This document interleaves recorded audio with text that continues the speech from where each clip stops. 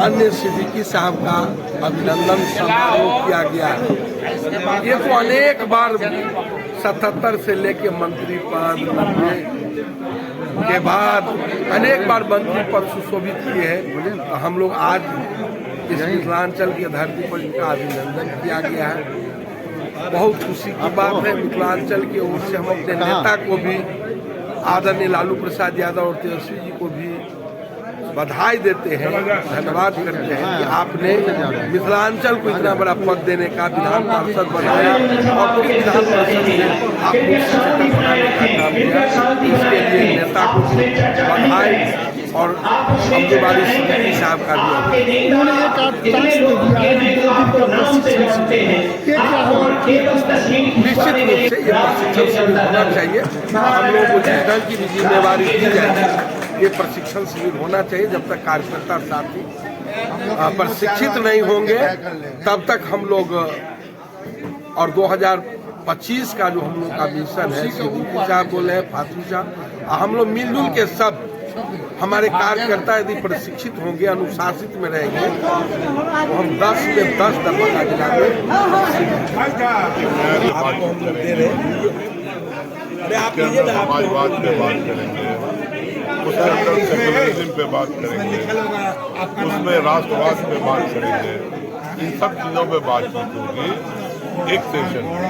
दूसरे सेशन के अंदर किस तरह से हम बूथ को मजबूत करें, किस तरह से हम पंचायत को मजबूत करें, किस तरह से हम असेंबली को मजबूत करें, और करके किस तरह से हम लोग 10 की 10 सीट जीते, इसका प्रशिक्षण।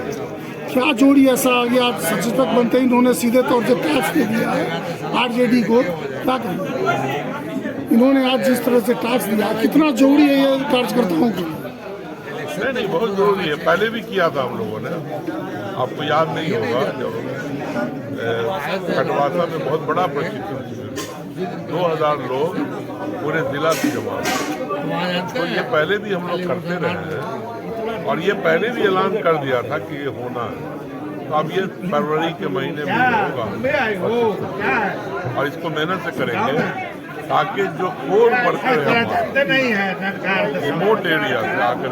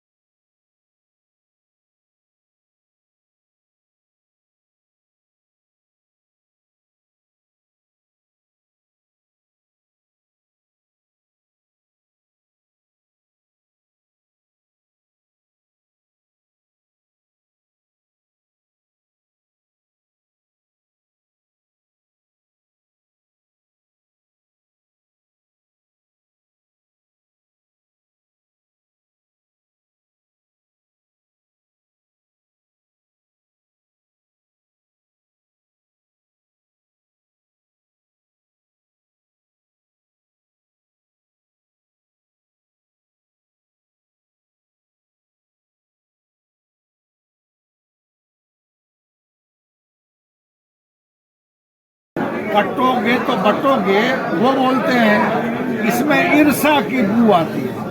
हम कहते हैं कि एक बनेंगे नेक बनेंगे, ठीक है। हम कहते हैं कि एक बनेंगे नेक बनेंगे, इसमें प्यार का भाव है, ईर्षा का नहीं। हमने न उनको सुना है तो उस पर हम कैसे प्रतिक्रिया सर, हम सुनेंगे तब बताएंगे। दूसरा सवाल है, कल यहाँ पे तेजस्वी यादव आए थे, उन्होंने योजना का एक शुभारंभ किया, माँ बहन योजना का बिहार में महिलाओं को सम्मान देने के लिए। कल यहाँ जदयू कार्यकारिणी की बैठक थी, उसमें कई नेता जदयू के आए हुए थे। उन्होंने कहा कि राजनीति से क्या भरोसा किया जाए, जो माँ बहन की इज्जत देती है वो क्या माँ बहन सम्मान योजना करेगी? अच्छा देखिए, तो आप पूरा दीजिएगा तब हम बताते हैं। उन्होंने तेजस्वी जी की सरकार बनेगी तब उन्होंने कहा कि हम ये नई योजना लॉन्च करेंगे, माँ बहन की योजना, ठीक है। अब दूसरा क्या था पार्ट आपका? दूसरा पार्ट मेरा था सर कि उन्होंने कल कहा, नेताओं ने, जदयू के नेताओं ने इस पे कटाक्ष करते हुए कि जिन लोगों ने बिहार ठीक समझ गए, आप पत्रकार हैं, आप 1990 से लेके अब तक का जो सरकारी आंकड़ा है क्राइम फिगर, रेप का, महिला उत्पीड़न का, समझा करिए जितना, रॉबरी का, लूट का, वो फिगर आप जारी कर दीजिए। वो फिगर से आप कंपेयर कर लीजिए कि हमारे राज्य में कम था या इनके राज्य में कम। अब दूसरी बात क्या है कि इन चीज़ों को अगर आप पढ़े लिखे लोग हैं तो आप कंपेयर कीजिए ना कि 1990 में क्या क्राइम फिगर था, और आप जो है सिर्फ नारा करते रहिए कि साहब औरतें नहीं निकलती थी, फलना नहीं निकलती थी, तो लगता है शादी ब्याह सब बंद था हमारे राज्य में, कोई आदमी ऐसे नहीं होता था, कुछ चलता ही नहीं था, स्कूल कॉलेज सब बंद हो गए थे। ये नारा गढ़ने में भाजपा और एनडीए माहिर है।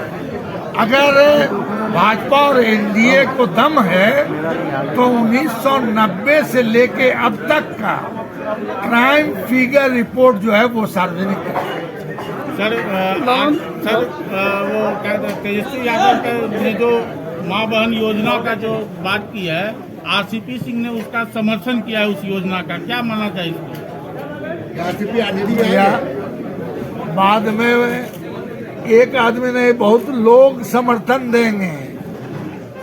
जैसे मैया योजना क्लिक किया ना झारखंड में, उसी माँ बहना योजना, मैया बहना योजना क्लिक करेगा, उससे परेशान है।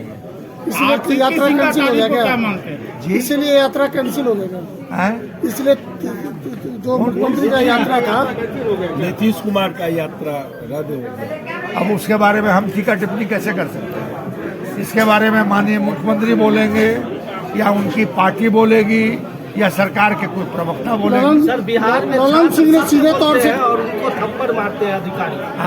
बीपीएससी जैसी परीक्षा में जब क्वेश्चन कम मिलता है, लेट से मिलता है, जब अपनी आवाज उठाते हैं, सत्य बोलते हैं, तो उसको अधिकारी थप्पड़ मारते हैं। तो अभी का जो राज है इसको भाजपा कहती है राम राज है, तो फिर क्यों तकलीफ हो रहा है? राम राज में थप्पड़ लगता है तो ठीक है। ललन सिंह ने कहा है कि जो योजना तेजस्वी यादव ला रहे हैं उसके लिए पैसा कहाँ से आएगा, और साथ ही साथ क्या जो पहले अपहरण उद्योग चलता था वहीं से पैसा आएगा क्या? इस तरह से प्रश्न उठाया उन्होंने। क्या बोले, अब तो हमारे मित्र भी हैं, वो भारत सरकार में मंत्री भी हैं, उनको हम बढ़िया से जानते हैं, वो भी मुझको बढ़िया से जानते हैं। तो बहुत सीरियसली, अरे मंत्री, केंद्रीय मंत्री का पद को सुशोभित कर रहे हैं, उसकी गरिमा को रखें और कुछ केंद्र से लाएं और बिहार को दें। बिहार को अपमानित करने का किसी भी रूप में कोशिश न करें। हो गया।